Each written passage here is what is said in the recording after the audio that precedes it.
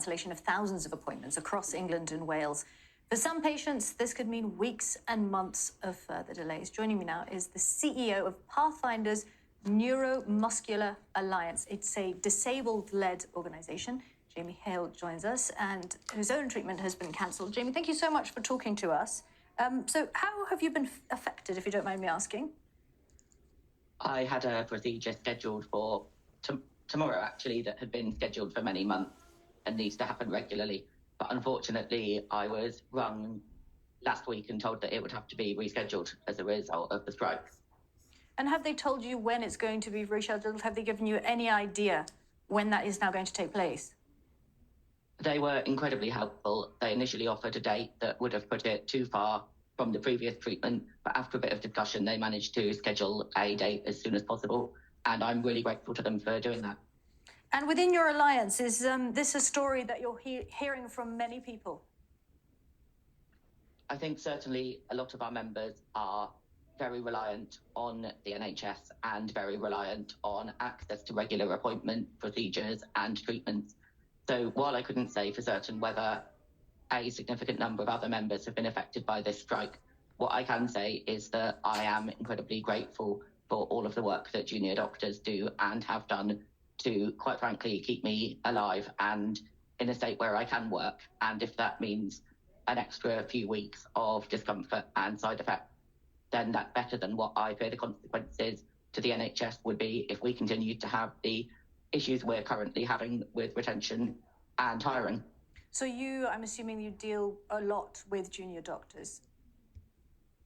I deal a lot with doctors in general, but when you're admitted to hospital, it's junior doctors that are the backbone that keeps everything else going. It's junior doctor that caught a life-threatening infection and made a treatment decision that saved my life very early on in their rotations. And it's not even junior doctors, but trainee doctors that during the pandemic went and worked on wards as healthcare assistants to keep the NHS going.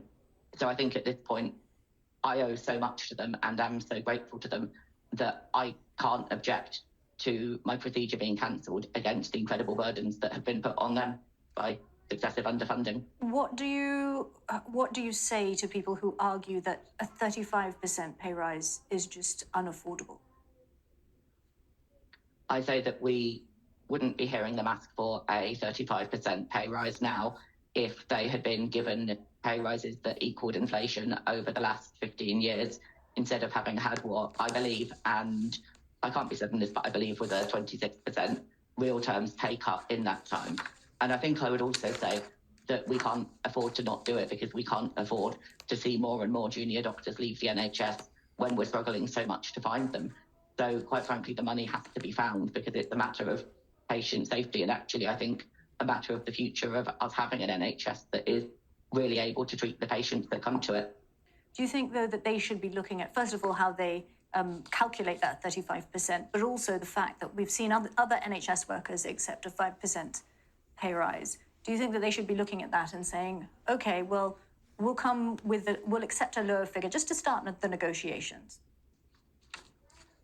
I think that they've been quite clear about their starting point, and I also, and this is a personal opinion, but I have every faith that ultimately junior doctors overall are committed to the NHS and aren't striking out of some desire to suddenly become rich, but also out of a sense that this is critical and this is about patient safety, not about their pockets in the end. And as a result, what I would say is that the government needs to come to the table, and that maybe if these negotiations were happening, junior doctors might accept a lower pay rise. I don't know whether they would. I do know that ultimately they're not just talking about themselves, they're talking about all of us. And in many ways, going on strike is a sacrifice for patients, and one I'm very grateful for.